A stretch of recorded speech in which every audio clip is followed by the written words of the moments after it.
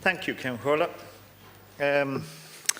So can I begin by reiterating that it is a central priority of the Government that our immigration laws are robust and that they are enforced. Ireland is committed to the continued advancement of the common European asylum system to ensure a consistent, a fair and sustainable asylum procedure at all times, not just at times of migratory pressure. Such a system demands a sharing of responsibility through mirrored approaches to migration and asylum across the European Union. Now, I actually believe that process of a shared responsibility and a shared process is actually really central to what we need to have in terms of our system in the future. Ireland has already shouldered some of its responsibility through the adoption of the European Migration and Asylum Pact.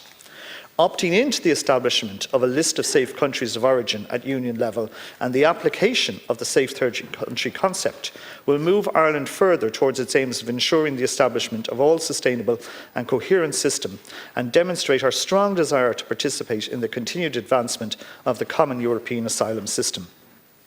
On safe countries of origin, Ireland at national level has designated 15 countries as safe countries of origin, most of which are on the list proposed actually by the European Commission.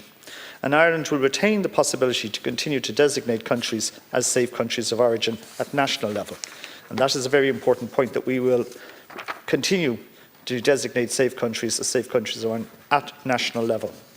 The application of the safe third country concept has been updated to ensure the flexibility of member states to apply that concept in their international protection process, while safeguarding the fundamental rights of applicants. This is an important element of the Asylum and Migration Procedures Toolkit. The Council recommendation on a transition out of temporary protection considers that eventually temporary protection must come to an end, but it recognises the need to ensure a smooth and sustainable transition to eventual reintegration in Ukraine.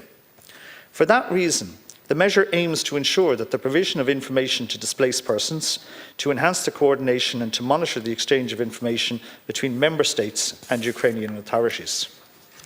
A coordinated exit is crucial to minimise secondary movement and remove the risk of fragmentation, while protecting our international protection system, which was a key objective of the directive's activation. It was intended to seek approval for an opt-in to the returns regulation under Article 3. However, the particular manner of Ireland's participation is still under discussion with EU counterparts, given the complexity of the legal basis issue.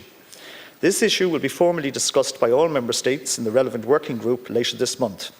Following that discussion, if the emerging consensus is that an opt-in under Article 4 of Protocol 21 would be more appropriate, I will instead ask officials to pursue that path and will seek the House's approval to the same in due course.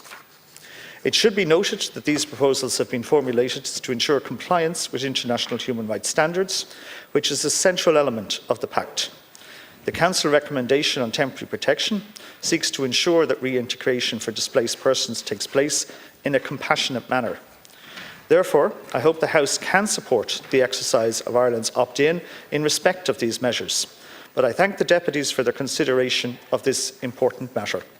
Thank you.